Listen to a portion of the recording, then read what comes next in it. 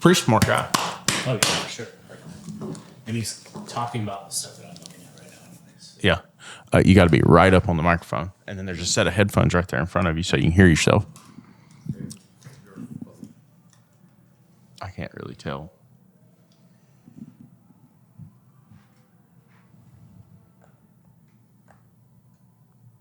Jeremy's is good. Can you hear me? Nope. Sometimes these headphones, oh, you know what it is. This board broke, and so we had to go get stuff to fix it. We thought about just buying it. Can you hear me now? There we go. Okay, cool. Every time you talk about being on the road, you're always saying that you're at Best Buy, so I just figured. Yeah, it just break everything. yeah, that's pretty much it. That's pretty much it. There's always some kind of disaster. All right, give me a mic check, Jeremy. Mic check 1, 2. Cool. There you go. Jeremy Hoyum. I don't know if you know this. We were sitting in this exact room when I learned about you. Oh, really? Like literally sitting in this exact room. It's when we had found out about everything that was happening, or at least had an idea that something was up, something wasn't going right, and that's when we met. I think for starters, why don't you tell everybody who you are and just a touch of your background, your history, and how we got here. Okay. My name is Jeremy Hoyum, and just a guy that's been in the same industry for 30 years. I'm in the family entertainment space, which is weird. Most people have never even heard of that or thought of that. They've participated in it in some way or shape, but nobody's ever thought of that being a career or anything. Right. So my only other real job was jumping out of planes in the Army a long time ago, much younger back then. But outside of that, I've been in this space, and I've been every imaginable position you could be within it, from frontline worker to supervisor to GM to multi-unit manager to owner. Then corporate world, I was a senior vice president of operations for a $600 billion family entertainment company. Not billion, $600 million family entertainment. You've been sitting down there with Michael Smith for too long. He's putting billions in my mind.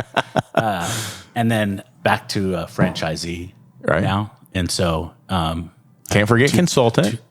Well, that's like my passion stuff. That's what I love to do. Yeah. And it's good. It makes money for me right now because, owning businesses, sometimes you don't make money right off the bat. So. Yeah, about that, David. I haven't found one yet that makes money. We've theorized macaroni and cheese trucks. We've thought about medical. Hey, my kid is all about the macaroni and cheese truck. He's like, he doesn't work at the shop. He's like, I'm not going to work on cars. And I'm like, well, you don't have to work on cars. You can sell the work or whatever. And he's like, no, I want to cook. Macaroni and cheese truck. Something about that. Yeah. 9 out of 10 restaurant concepts fail. Like, this is a truck. Margins. It's all the same. It's not even a truck. It's a trailer. Yeah. And all we serve is macaroni and cheese. Nothing fancy. Like, it's not baked or whatever. When you park outside of the elementary school with a mac and cheese truck, though. Yeah. It's not kids. It's like, it's grown kids. Right. They're 35 and they just want something that tastes like Blue Box but isn't Blue Box. Right. And I'm going to slop it into a bowl and there you go. Colleges. That's where you go, where they don't have to make it themselves. Yeah, especially at 1 a.m. But that food truck trend is a real thing. Like, it is crazy, and there are people that do well with it. But there's people that also sink their life savings into a disaster. But that's any business, right? Yeah. Well, so here's the thing: it's like complicated. I'm just telling you, some of these food trucks are like, they got deconstructed avocado BLTs and stuff. Like, I don't need all that. I want to slop some mac and cheese into a bowl. You just came up with a business name, slop, right there. Yeah, call it the slop. We're just going to call it just mac and cheese. Like, don't ask for anything else. You're just getting mac and cheese here. I can imagine you raging out over somebody asking for something else. Can I get a topping? Get out. Yeah. You're afraid to rage out like you did and get us canceled. David had a bit of a episode on a recent episode. Yeah. An episode? It wasn't an episode. It was Mike Allen who was pushing my buttons. I knew he was going to try to bait me. And I knew it. I think I saw like 30 seconds of that video yesterday. Yeah. And everybody was laughing except for you. Yeah. So that brings up a really valid point because we were talking about the first place that you worked in FEC. Mm-hmm. And And you said something that really resonated with me, because you said a lot of these kids coming into this don't recognize that the effort they're putting in right now is for them. It's not for the business, especially when they first start out. And you were talking about that buffet, and you were talking about learning food service. Tell us a little bit about that, because there's a lot of techs in here that are listening to this, and they keep saying, well, but it's not my job. It's not. Yeah. Tell us a little bit about that. Well, kind of to finish that last point too of what I actually do now, I'm a leadership coach and business coach and consultant as well. So that's where I'm traveling the country, helping people run their businesses better at the same time right now. Yeah. And so I get through my corporate job that I have, where I had 12,000 kids. Most of our employees were entry-level kids, first-time jobs. 12,000 kids across the country that I got to help shape their mind and how they looked at work, and how they, kind of go against that social media norm that exists out there, where they're comparing themselves to those fake lives that they see. They think that everybody's a millionaire, and they think it's super easy to make big money and not have to work for it. And right. The lies that exist that our kids are being fed right now, that goes back to, I was at Jake's, was one of the first big jobs that I worked at. And I actually took a step backwards. I was a multi-unit bowling alley operator. When I first jumped into that position, I took a position as wasn't even a supervisor. It was like a step below a supervisor that still did supervisor work type of stuff. And so I went from a multi-unit general manager to that position, because I wanted to kind of skip into from just bowling into family entertainment. And it was a big facility. You saw it firsthand yesterday. And anybody in Arizona, it was Jake's Unlimited. When I first got there, we opened it in 2005, August of 2005. It was called Amazing Jake's. And big box pizza concept. So if you can imagine the family entertainment space, it's like running 5 businesses within one. You have walk-in traffic, just people coming in off the street that want to have a good time. You have your food and beverage component, which there was enormous, because you had to pay the buffet to come in. That was kind of our differentiator. Yeah. Is that you got unlimited food while you were there. Yeah. And for most parents, when they go to a family entertainment space, you get killed on the cost of food and beverage. And so that concept kind of took that away, and kind of gave, at the time, quality food and as part of the experience. And then you have birthday parties, which sounds weird to the average person, but that's a multi-million-dollar business all by itself. Group sales, and then now you're looking at memberships, merchandise, stuff like that. Right. So I thought I knew a lot. And when I stepped in there, I realized really quick, I knew snack bar type of food and beverage before, like drop some fries in and you're good. But we were a made from scratch, make your own pizza dough. Holy cow. Make your own sauces and soups and everything like that. And so I didn't know anything about that. I come from a little bit of a rough childhood. And one of the good things that I actually learned from my father was work ethic. Right. And so I don't care who you are. I got a chip on my shoulder. I'm going to outwork you. And I may not be the smartest. I may not be the brightest or the most talented, but I'll get there. And I'll get there faster than most people, because I'm going to work harder, and I'm going to figure it out as I go. Now that I'm older, I've learned quicker ways to do that without the chip on your shoulder type right. Thing. Yeah. I jumped in. And so kind of wrap up the story of what you were talking about is that we would, I talk to a lot of kids and young people in general, and, they have this common thing that gets brought up where I deserve more than what I'm getting paid. Yeah. I don't get paid enough to do that. And I will tell you that where I am at today, to where I was in poverty in childhood, I couldn't afford a birthday party. I never had a birthday party growing up, and now I'm responsible for thousands and thousands of birthday parties across the country. The way I got from where I was at there to where, a couple of years ago, I made my first $1 million. And was that I didn't understand it at the time, but I had the concept of, I'm going to learn everything that I can, because I know that adds value to me. Yeah. And the more value that I have, the more value I can give to somebody else. Yeah. And so even though I wasn't getting paid dollar-wise, what a lot of people would say was worth the work that I was doing, the hours I was putting in, the going above and beyond to learn something that I didn't know so that I could bring value in those different areas, What it did is it built equity, Right. and it was an investment in myself for future opportunity. And so I kind of explain it because, again, I'm just a dumb infantry guy at heart. The way that I explain it to the kids when I'm coaching them is that, if you're person number one and you're the guy that just does the minimum of what you need to do to keep your job because that's what you get paid to do. And then you have person number two, and person number two goes above and beyond. They stay late. They come in. They actually come in when they're called. If somebody calls out or something like that, they're the first person that we know we can go to. We know that they're going to finish things all the way through. And let's say a supervisor position opens up. Who's going to get that supervisor position? Not who's going to get it. Who's going to get the first opportunity at it, Yeah. right? Who am I going to go to now that I'm in a leadership position? I'm going to go to the guy that I know I can depend on, that I know who's going to make mistakes, but he's going to keep on going and not quit and all of those things. And so that, just as an example of dollar amount, that 50 cents an hour that I wasn't getting paid extra to do that extra work, how much is that worth now in a potential salary position exponentially over time? Yeah, for And sure. so I pissed away the opportunity. That person number one pissed away the opportunity at 10x that money amount because I chose to say I don't get paid to do Focused on this little circle as opposed to the big circle.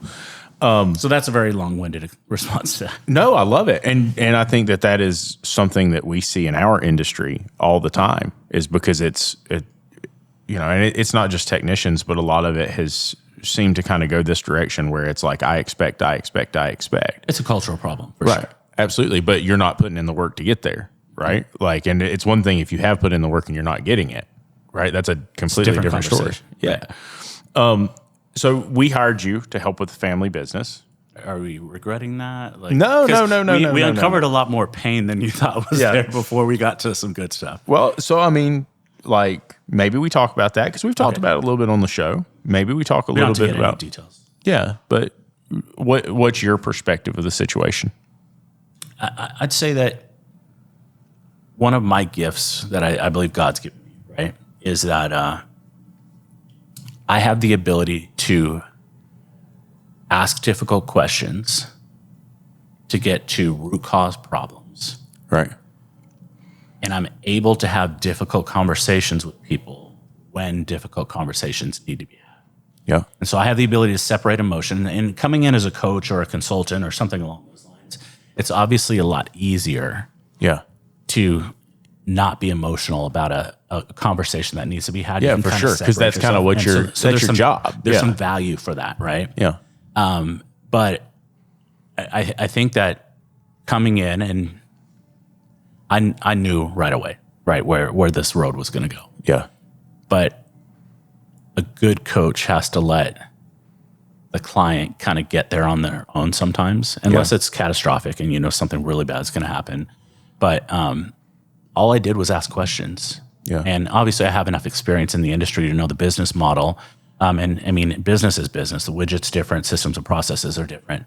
But I asked the questions that didn't make sense. And then we just started digging. And we found the true root problems. And then we started to address those root problems. Right. It's not necessarily rocket science, but we did the work that needed to be done to uncover where you were truly at. I think that you being there for Dad, because this was a difficult navigation, right? Like family businesses are. Yeah. And you think about somebody who in that situation, and we won't go into all the details, but long story short, the family business experienced something that was really rough. Massive debt was incurred, and lots of things were done incorrectly that led to lots of debts and lots of things that shouldn't have happened, and embezzlements and all kinds of stuff. And so because of it being a family business and some of the people involved, this was right after my dad lost his wife of 57 years. Right. So I think that having you there was very pivotal to help guide him, right? And help encourage him in a positive direction to where we can say, hey, we can turn this back into something good, but we have to take steps. We have to move on it, right? Well, at the end of the day, I just want to add value to every relationship that I'm a part of, whether it's business, it's family, it's church, whatever it is. I want to add value. I want to be that person that people can depend on. Yeah. Not necessarily have the right answers, but just know that I'm going to be there and help, right? Yeah. And your dad and I have similar faith backgrounds, and so as a dad, I can't imagine the pain of losing my wife alone, let alone on top of that, feeling some of the betrayal, Yeah. knowing some of the long-term consequences legally that could be happening. Yeah. And so I understood the potential, the reality, the existence of pain and future pain, because this wasn't going to go away, right? It's still not gone away. There's still things that have to be worked out and stuff. And so I think I was able to connect, because if you're a coach, right? Yeah. Or a leader of any type, I'm a leadership junkie, right? But if you're a leadership role and you don't have the ability to connect with the people that you're wanting to help, Yeah. Then you're not or guide, you're not going to get the results. You might get some results, right? Because you can have transactional results. I can come to you and say, hey, A plus B equals C, go do this. Right. Right. But if I can't communicate to you where you're at, how you need to be communicated to in a way that can get the concept across, Yeah. and then kind of walk you through, hey, this is painful, but you can make these decisions. Or if you can't make that decision, I can help you and say, these are the pros and cons of those decisions.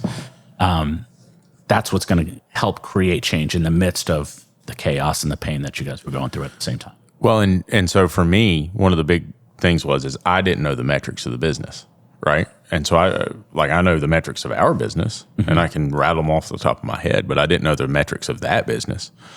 And I knew that 80% payroll had to be a problem, right? There's no way around 80%. There's not a business that 80% is a good number. Right? I couldn't find one. I tried. And so I think bringing you in to see that number, and to the auto shop owners that are listening, and to the folks that are engaged in listening to this conversation, like, especially if you're a parent that owns a business and somebody else is running it, and it doesn't just have to be a parent, but if somebody else is running your business, you have to come back to the facts, and you have to monitor the numbers. If you get away from the numbers, because the numbers are what tell the truth, right? And I think that's what helped Dad kind of say, okay, I see this is not going to work. This is not sustainable, because we laid out numbers, and no matter how we spun those numbers, it was not going to work like it was. Right. And I'll never forget that conversation of you coming back and saying, hey, payroll has to be 20%. Like where we're at right now, you are going to go bankrupt. There's no way around it. You cannot navigate around this. And so it wasn't even, we look at businesses and we say, well, that's about family entertainment centers. No, this was about base numbers. This was about base leadership. This was about the culture within the business, the people who wanted to do what the business needed to do. Right. It was very different than just saying, well, like, hey, we need to go and put in this attraction, or we need to go in and put this. It was, let's start with the numbers and figure out what the facts are. Well, it's business fundamentals. And a lot of small business owners are bootstrapped, right? They learn, they didn't necessarily have formal training on what KPIs are, key performance indicators. Right. And every single business has KPIs, and they're different depending on the business that you're in. Yeah. But, because especially now, maybe not 20 years ago, but now we're overwhelmed with data. Right. You wouldn't even know how to decipher our it. point of sales can give you 36,000 versions of reports. Yeah. It's what data matters. Right. And then going a step beyond that is to get outside of the bubble of your own business and say, okay, what are the benchmarks for our industry? Right. And then break that down a little bit more. What are the benchmarks for our industry within our region? Right. So within that region, are we underperforming? Are we outperforming the industry? And where do we lay? Can we do better? Like, can we be better? Or are we just accepting our region as, hey, that's just the way things are? Yeah. So, I mean, that's kind of what I love about it, because no day is the same. Yeah. In this space of business, period. Right. Because I don't only operate within the family entertainment world, but just business as a whole, and helping people run their businesses better. Success is setting yourself up statistically for the highest likelihood of probable success, right? So there's layers on layers on layers of what that looks like, from layers of people, leadership, culture. Right. That's a foundational layer for success, and then on top of that, it's your systems and your processes, and then it's the details within the KPIs of what are the levers that you push and pull to change the outcome of a number or a culture piece or something along those lines. And so those layers coupled with discipline and doing it every day, Right. and the discipline of actually going back and looking at the results, then give you the ability to say, okay, what is a true potential revenue we can do? So let's say you do $2 million top line, whatever business that you're in, right? Yeah. You've always done $2 million top line. But uncovering all of those different layers, you are like, we could be a $5 million if we actually did this, this, and this. So, I mean, I love the layers and getting people to understand, okay, let's focus Unravel on what matters and then what can we change about what matters. So one of the reasons we wanted to have you on is you're a Maxwell leadership coach, right? I am, yes. And you work heavily in EOS. I do. And so we want to talk a little about EOS because I listened to the book, right? You recommended some books, and we started saying, okay, we need to start implementing this in Mystery Hill, right? The family business. If we're going to have this to where it can be managed, if we're going to have this to where it's sustainable and it's not killing everybody that's working in it, we have to have some base system. And so we chose EOS for that. Now, David and I have been talking about that. You listened to the book, right? About halfway through. Okay. What are your takeaways at this point? Which one, Traction or Get a Grip? Traction, yeah. Okay. So Traction is the textbook version of the EOS process, and Get a Grip is the parable of a business that goes through the process. I can't do the parables. No? I can't, no. Somebody recommended I think it was called The Richest Man in Babylon. Yeah. You ever heard that book? I'm not. Or read it? It's a small book. It's a story where this guy like teaches this other guy. He goes to this guy, he's super rich. He's like, teach me your ways. And he starts teaching him on like how he got rich. And there's like very basic principles about, passing on value and being smart with money and don't lie, cheat, and steal, just things like that. But it's told in the story format, and it's just awful. I couldn't get through it. He has no patience. No, he does not. He's like, get very to the analytical. point. Give me Yeah, like I don't need fluff. Please. I just need the information just rapid fire as quickly as you can. There's nothing groundbreaking in there. That's what I was listening to it, and I was the whole time I'm like, where's the secret sauce? There's no secret sauce in this thing. Like so I'm waiting for the secret sauce. So the way I explain it to people, and I'm not an EOS expert, I know enough to help get you going, right? Yeah. And so, but the way I explain it to, and the way I experienced it the hard way in business was, I thought I was doing great, like we were doing a good thing, and I had one metric that was screwing me up. Okay, so I transformed Amazing Jakes. I found investors. We bought it, we rebranded, remodeled, and reopened the facility. We did a full 100,000 square foot remodel in 8 weeks. I almost killed the team. Cow. Like it was awful. Believe it or not, they all still love me, even though I'm not there anymore. But we reopened, and my birthday numbers were just off, right? Yeah. And so I was in the business, and I was hearing the feedback from the guests. They loved it.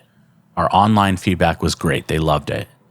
And I was like, but our numbers aren't where they should be, like even in part to what we were before. So I wasn't getting it. And so I brought in a coach to talk to me and help me through this process. It was a sales coach at the time, and they are the ones that turned me on to EOS. And so we started doing the metrics of our call center. We had a call center of where all of our phone calls came in and they booked our parties. And Beth Stanley is the lady's name. She wrote a book called People Buy From People. Yeah. And she's like, just so you know, the industry averages for every 10 calls coming into your business, asking about birthday parties, you should be booking or converting 60 to 70% of that, or so 6 out of 7 calls. And I was like, okay. I was like, I have no clue what that number is right now. We weren't measuring the conversion rate of our calls coming in. So we put the system in process. I put in software so that I can listen to every phone call coming in. And we could coach based off of that and started keeping metrics, right? And so CallRail was the name of the software we were using at the time. And I was like, I'm not going to listen to it for 24 hours, right? Because I'm that guy. I'd be like, okay, let me listen to these first 3 calls and then I'll lose my mind, Right. So next day I was disciplined. I didn't listen to it till the next day. First call I get, or that I listened to. And our salesperson lost a $15,000 group event because they just didn't follow a sales process, right? And I was like, man, that sucks. I just need to point out, I shouldn't say this, it's not funny anymore, but David had a guy who kept falling asleep on the phone. And so David's numbers tanked. And this dude was like, we've got recorded calls where you can hear him like drifting off into Like narcolepsy or like? He was staying up all night drinking and doing drugs. Turns out, that's not and so good. he was coming in. Good for daytime cognitive. Come in with an hour's worth of sleep, and he couldn't stay awake. Obviously. So, anyways, we had lost like 5 birthday parties, all within me of 30 minutes of listening to phone calls. Holy cow! And I was like, okay, let's expand these numbers over the course of a year of what that looks like in lost revenue. Yeah. Right. And so you don't even want to know the number. It's a bad one. Anyways, we retrained, we implemented the systems of tracking conversion and all of that. And I think it was within 7 weeks, we were at a 70% conversion. Wow. So first, the number we were actually converting was like 30%. So we were 50% behind industry benchmark averages by not following a sales process, right? Yeah. So in theory, we doubled the conversion, which is thousands and thousands of dollars over the course of a year, without spending $1 more in marketing money. Mm-hmm. And so when I talk about EOS to business owners, I say, okay, look, you know everything that needs to happen within your business. Most people, right? They know everything. This needs to be done. This needs to be done. This needs to be done. But as life happens, the fires come, right? And we're putting out fires every day. And as we're putting out fires, something slips through the cracks, right? Yeah. And it's not because you intentionally missed it or anything like that. It's just the reality. Yeah. EOS packages your business in a way so that those less things slide through the crack because you're focused, your goals are set up, 1 year, 5 year, 10 year, however you plan that.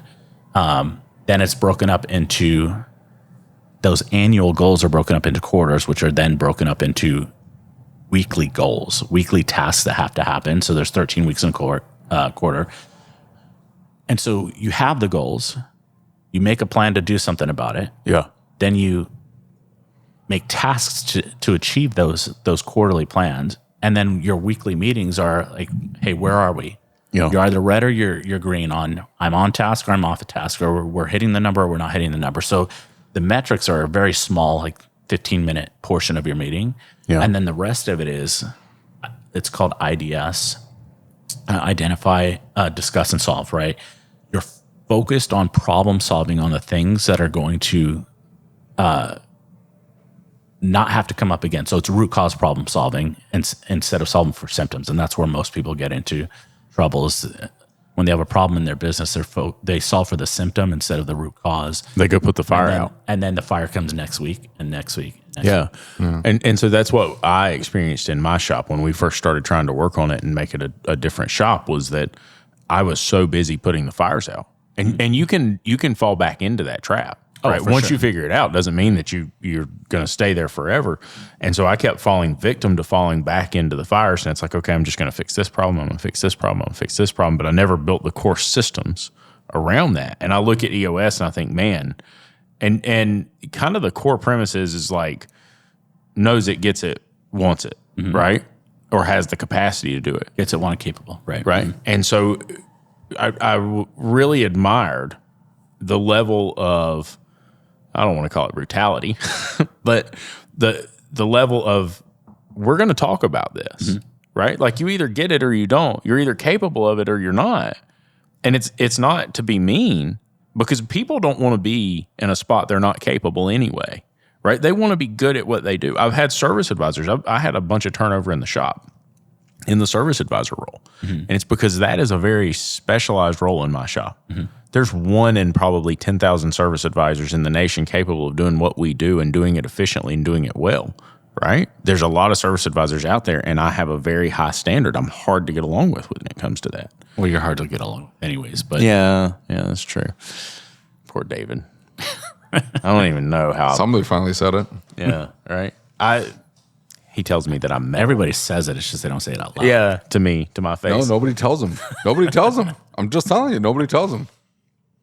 They're all afraid. How about They're all this? afraid. They're trying. He pays me, and I tell him that. Right? See? But he pays you to tell him that Right, kind of stuff. But I'm just saying, like, these employees they don't push back. They're people pleasers. Right.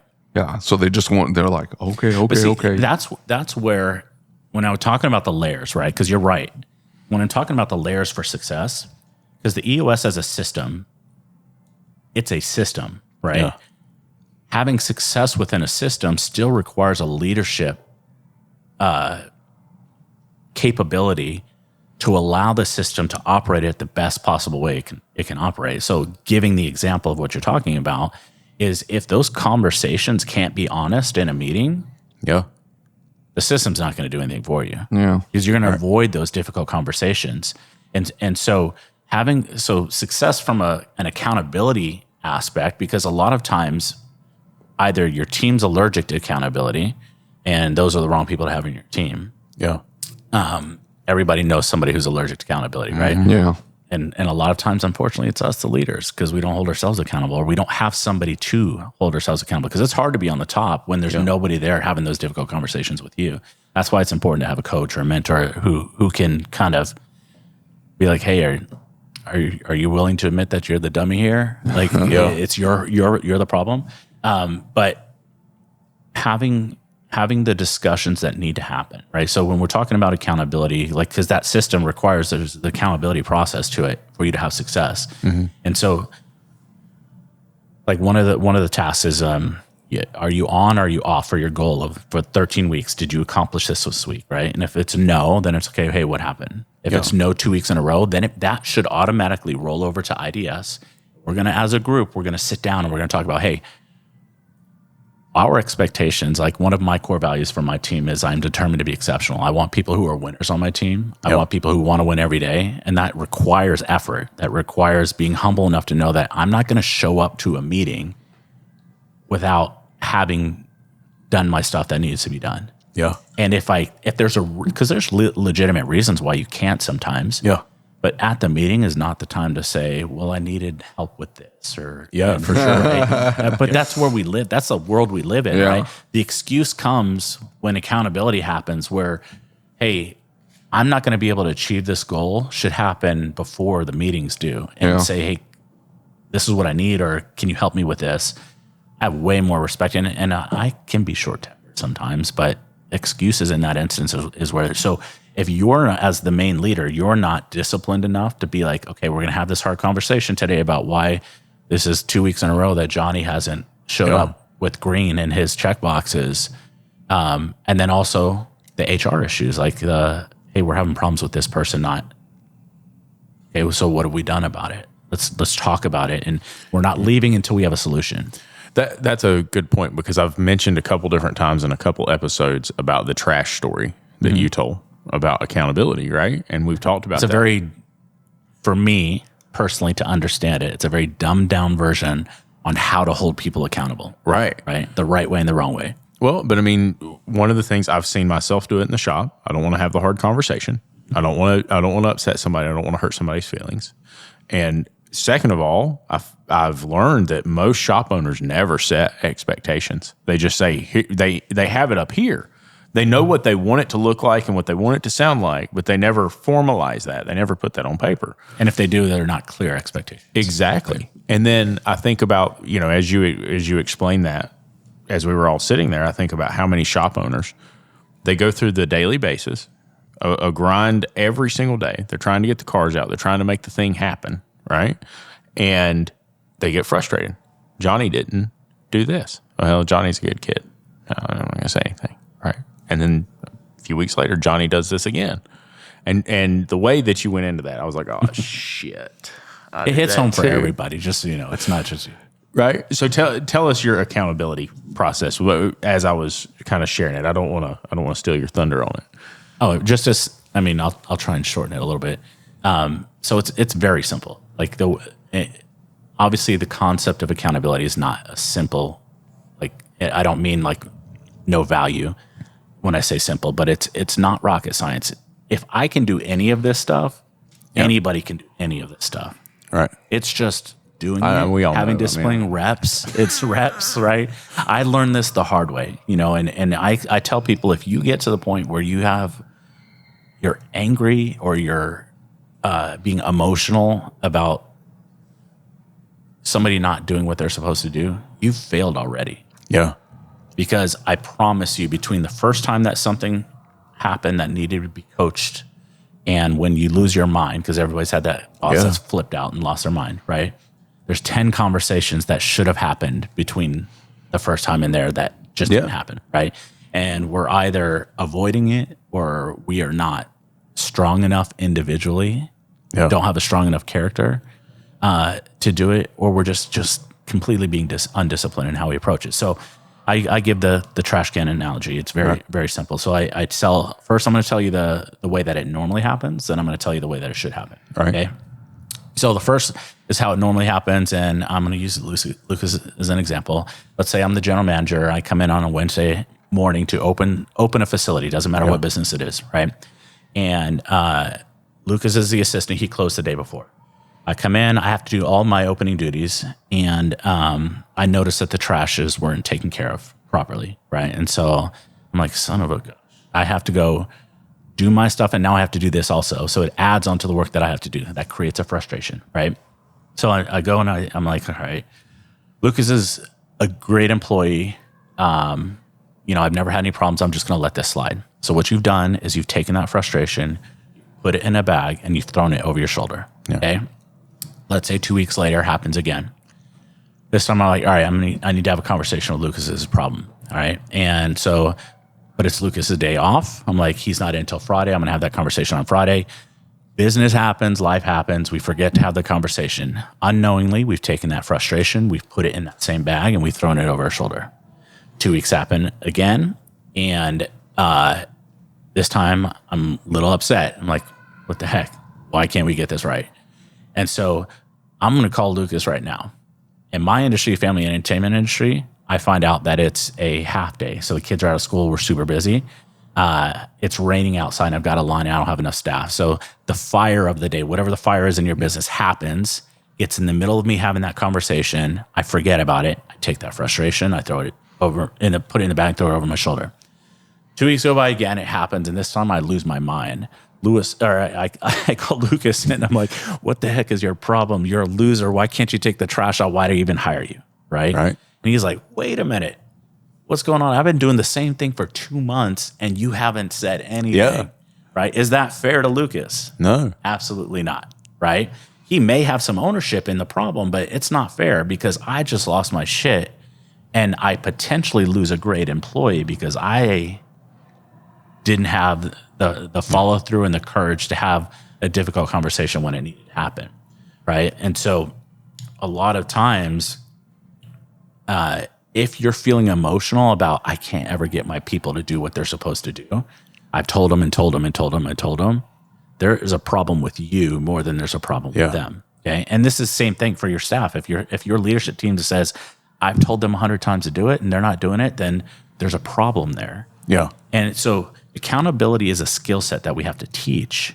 And this is a very simple way of telling it. And I'm not saying it's the only and all be all way of doing it, but this is a very easy way to understand. So now I'm going to tell you the way it should happen. Okay. And so I come into work. Lucas is still a knucklehead and trash is not taken out properly. Right. And so I call Lucas in and I'm like, hey, the very first thing that you say is, hey, Lucas, what's a standard for taking out trash? Right. And he's going to tell you one of three things. He's going to say exactly how it's supposed to go, which is best for everybody involved. Right. He's going to tell you a partial truth where he tells you some of what the standard is and maybe make some stuff up that you don't know what he's talking about. Or he's going to look at you and say, I don't know. Okay. Either of those second two, the partial truth or the I don't know, we own that as leaders. That means we haven't done our job. So we have to retrain. Hey, this is the standard. You do this, you do this, you do this. At the end, when all of these things are done, this is the standard. And just so people understand, a standard, or my definition of a standard, is the bare minimal acceptable level, right? We always want to be above standard, but to not be in trouble is the standard. That's the minimum acceptable level.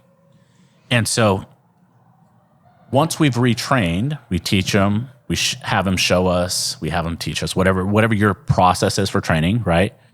Then we have to go on as if it never happened again. So let's say 3 weeks goes by again. I don't know why I always say 2 weeks, but 2 weeks later it happens because it's easy to forget something after 2 weeks. It happens again. This time I'm going to set Lucas down. I'm going to be like, hey, Lucas, we just talked about this 2 weeks ago. What is the standard for taking out the trash? Yeah. And it's going to be a lot harder for him to say, I don't know, or because we just did this. Because we just did this, right? And so what's going to happen is he's going to look at you and he's going to tell you what the standard is. Yeah. From there, you look him in the eyes and you say, okay, Lucas, you've told me what the standard is. Why are you choosing to do the wrong thing? And then you're quiet. Yeah. First person that talks loses. So how the power, and of course he talks immediately. You ruined my moment. Normally there's awkward silence right there. So then it's awkwardly silent, right? And you just sit there and what happens is, as humans, we don't like that awkward silence, right? So we try and fill it with words. Yeah. And we try to explain why it's a big deal and all this kind of stuff. And we need to just be quiet. Yeah. Okay. They're going to feel awkward. And then so what's going to happen is they're going to eventually say, you know what, you're right. I'm sorry. It's not going to happen again. Whatever the resolution ends up being there. So what happens is when we speak during that silence, what we're doing is we're taking back that responsibility, okay, or the ownership of the problem. Right now, we've trained you, and we need you to accept ownership of that problem. Yeah. And so we can't do that if we start talking, right? Once they take ownership, then we can coach, correct, move on, whatever that is, okay? Yeah. So the clear expectation was the training. The difficult conversation, when difficult conversations need to happen, was that conversation of, hey, why are you choosing to do the wrong thing? From there, how many times do you think they're going to want to have that conversation with you? Not many. Not many. How many of the other people? I wouldn't have gone past what's the standard for taking out the trash? I would have gone, I forgot to take it out last night, or we got busy or something. It won't happen again. I'm sorry. I wouldn't even answered your question. I would have said, I know I screwed up. My bad. Right, I'm gonna handle it. It's important that you do ask what the standard is, because that standard is it's the acceptance of articulating that I know exactly what the standard is. Yeah. So I'm owning that. Yeah. Right? I think this speaks to something that you shared with me the other day in 45 pages of voice to text conversation. And at least he sends you voice to text. He just sends me his voice. And right. Oh, he hates it. I hate it. Yeah. Will you share what you were saying? Because I thought that was really powerful. Which part? It was 45 pages. You know what I used your to manager told you. Break it down to the ridiculous. I mean, that part's fine. When you're trying to train somebody, I had a retail manager tell me that don't expect them, to whoever you're trying to train or your subordinates, to just know. Right. Like, you break it down to the ridiculous. Mm-hmm. You're just expecting them to, like, this is just common sense. Well, for you, it's common sense. Correct. It's not common sense for everybody. Don't assume common sense. Don't assume that they know. You break it down to the ridiculous. Mm-hmm. And it gets down to, like, the very, like, smallest detail has to be articulated and outlined if it's going to be the standard. This has to be outlined. The trash has to be taken out thusly.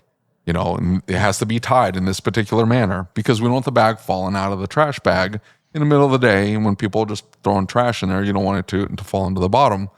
And the trash needs to go in that dumpster. Not on the side. Not on the side. Make sure it gets inside and make sure the lid comes down. Otherwise, it'll fall out, whatever, right? You break it down to the ridiculous.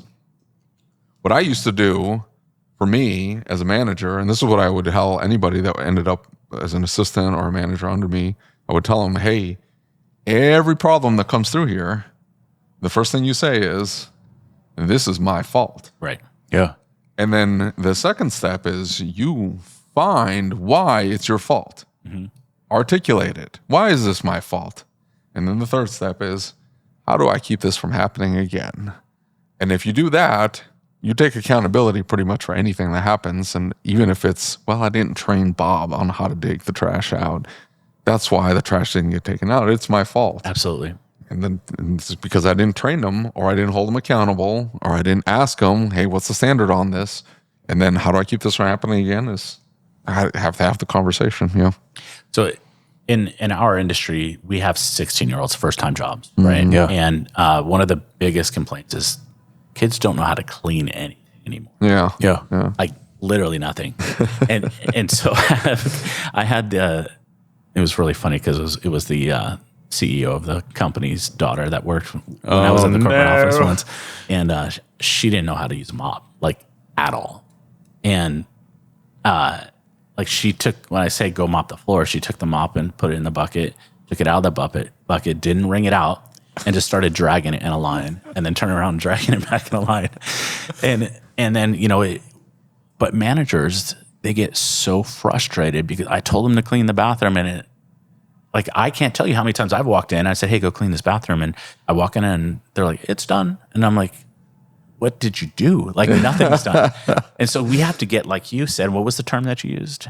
Break it down to ridiculous? Yeah, break it down to the ridiculous. And so what that looks like is, hey, this is how you clean a mirror.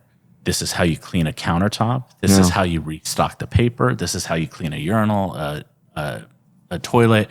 This is how you sweep the floor, mop the floor. And hey, when you put it all together, that's what a clean bathroom looks like. And so clear expectations followed up with, because I also tell them in training, I was like, hey, if I walk into a bathroom after you're walking out and it's not clean, I'm going to go find you. We're going to go walk back into that bathroom and we're going to have a difficult conversation.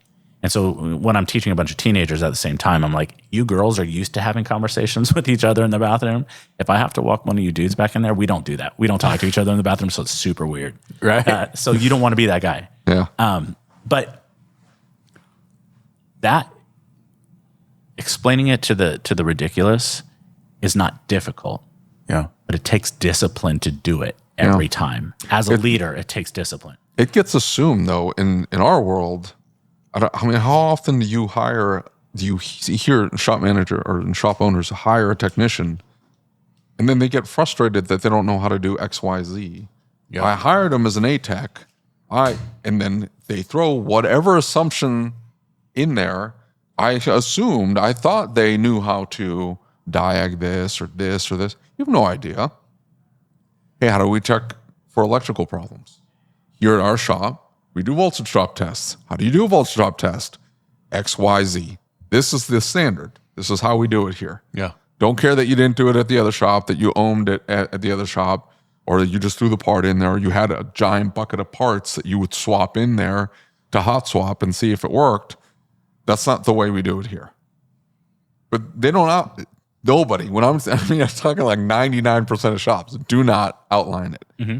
So they hire somebody in, probably a fantastic technician otherwise, and something frustrates them. They don't do the brake job the way they want it done. They don't do the tire rotation they want it done. They get frustrated with these small details that they just assumed, it's an A-level tech, I'm paying them $100,000 a year. You would think, ... And at no point did they go, hey, this is the way we do things here. Yeah. And we don't do it with everything, but I'm picky about certain things. And things like torquing the wheels. Mm-hmm. Like, this is the way we torque wheels here. Don't care how you do it everywhere else. This is the way we torque. Yeah, this is the way we do here. And, by the way, we clean the back of the wheels. Because guess what? They'll come loose. They will come loose. Yep. Don't care that you torqued it down. In 100 miles, those suckers are going to be loose because you didn't clean the back of the wheel. The standard here is clean the back of the wheel. But there's so many shop owners that are just hiring people, and at no point do they go, this is the way we clean the bathrooms. But that goes back to pointing to yourself, right? Yeah. Because they're frustrated. They probably lose good people over the fact that they didn't clarify their expectations. Yeah. They don't have standard training practices. They just throw somebody in, hey, you're already certified at this level, here you go. Yeah. Right? And because every culture, that's standard practice, by the way. Well, it is almost everywhere. But how you separate yourself to get to the next level is to identify those, put them in an actual training procedure. Then you can start plug and playing to where you're actually people are coming and going because you're increasing the quality of the person rather than people are coming and going because you suck as a leader and you're firing somebody who's actually really good and could be good for your company or they're quitting because you're an idiot leader. Yeah. And then you're crying about how business is hard because people are just stupid and you can't find anybody who wants to work anymore. Yeah. Here's the thing is I think that we let the standards slide too.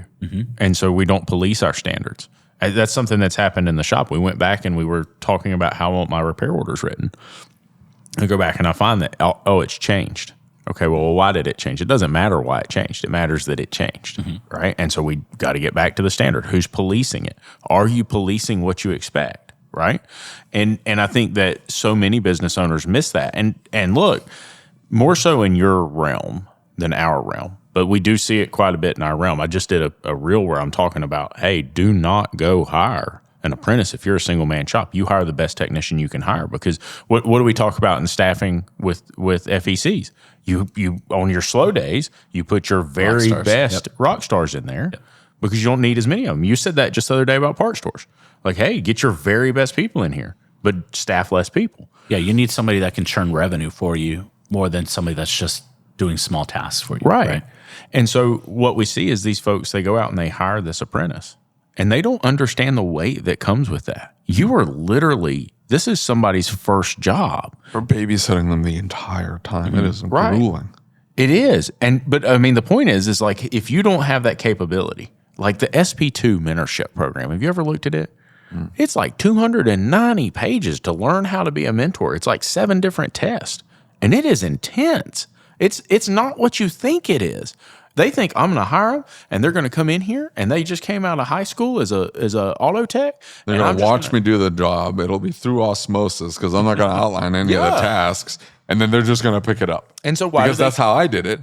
Okay, you're 1 in 1,000. Most people don't learn that way. That's true, but that also speaks to, again, I'm a leadership junkie for a reason, right? Yeah. But it's a lot of small business owners are really good at their jobs, right? Yeah. And really good at the task of auto repair, Right. but they haven't learned the skill set of leadership. And so that having that lack of leadership, that skill set of leadership, Yeah.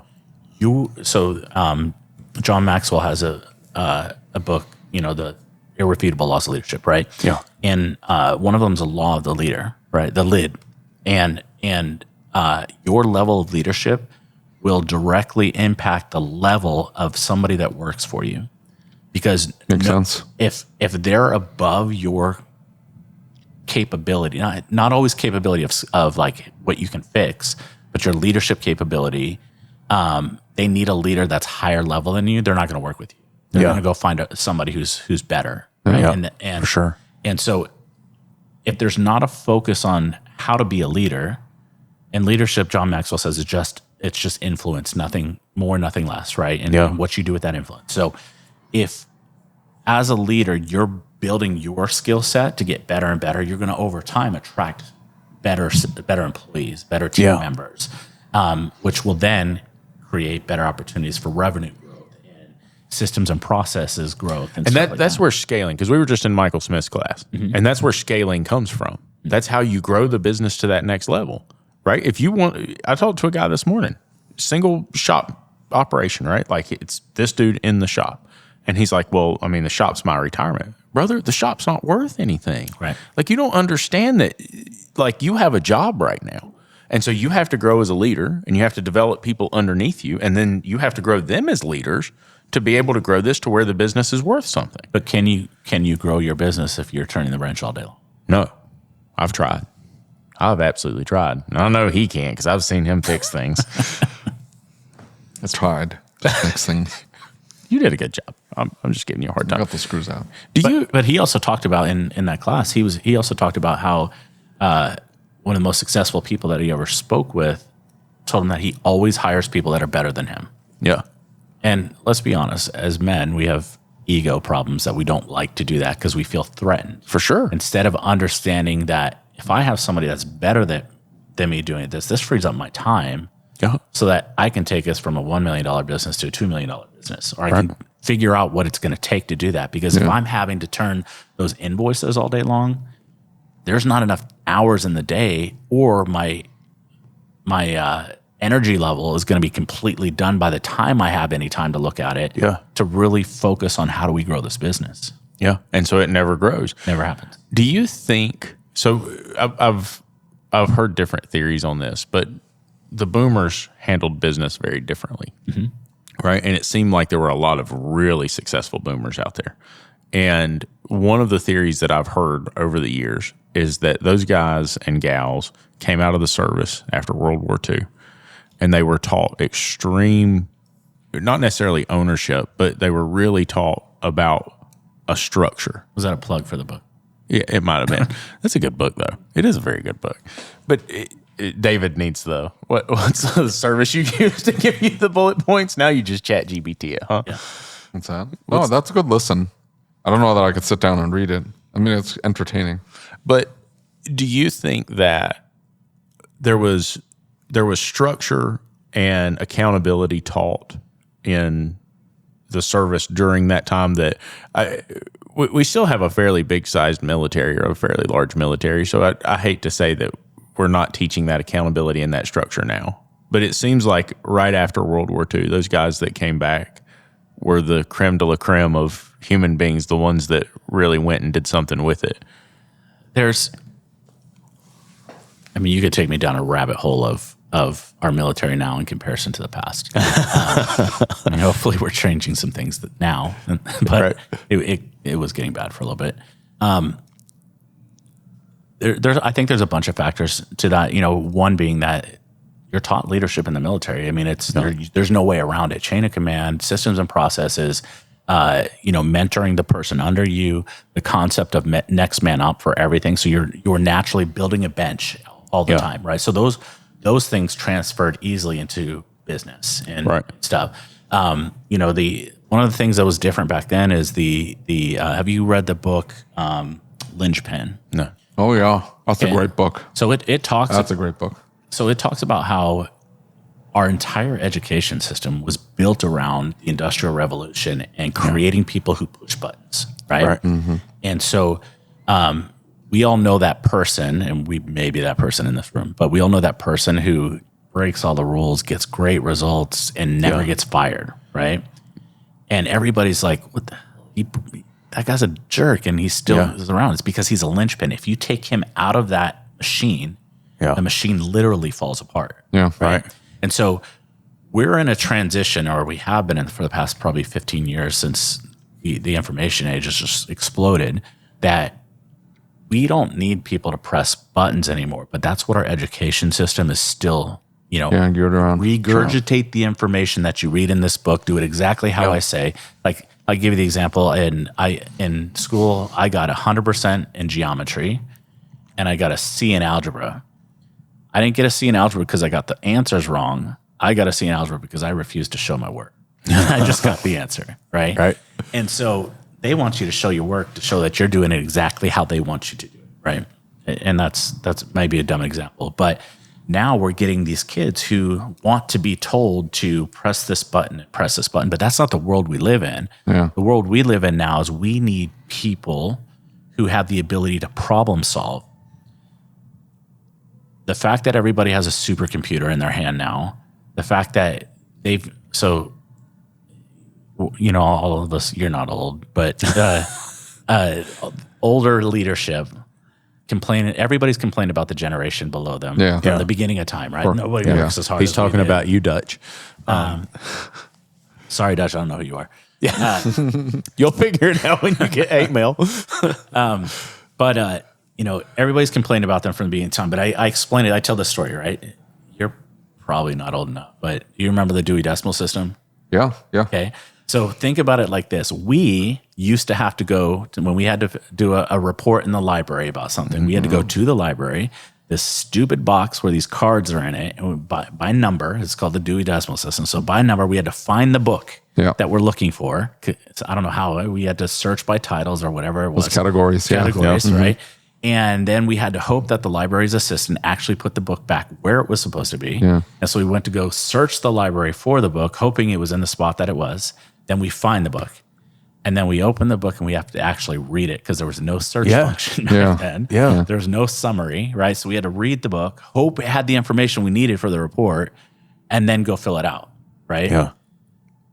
These kids have never had to do that. Yeah.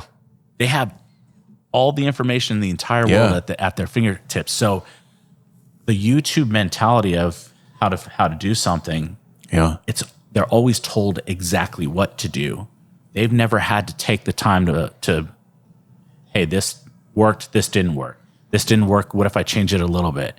And so that skill set is missing. And deductive so we get reasoning. Frustrated. We get frustrated in that we have, and so we can either say, well, they need to do it the way that I do it, or else, or we can change our mindset and be like, okay, how can I communicate in a way that these guys are going to be able to do it, so that we're less frustrated in how we approach it moving forward. Yeah, I told you, TikTok is going to be it. TikTok SOPs.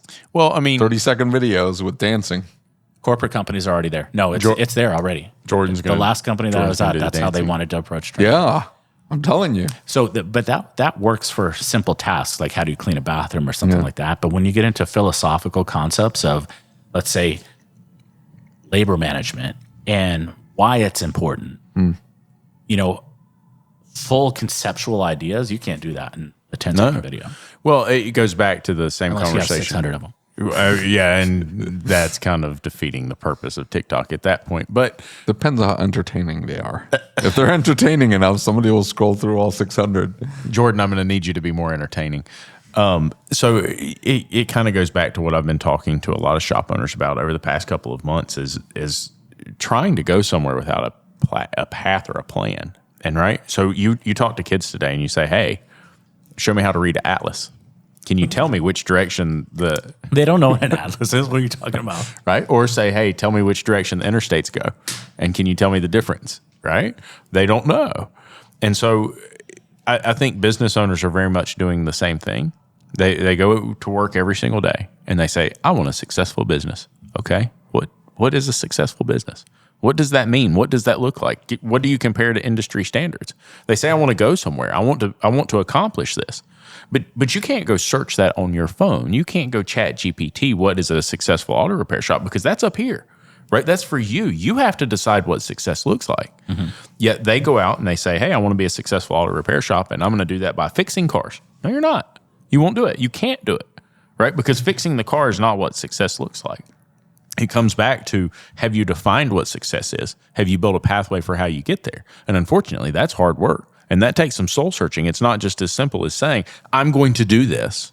No, you have to get down and decide what it is you want. I've talked to a guy all morning and I'm saying, he says, I want to hire somebody. Okay, what's your desired outcome for hiring them?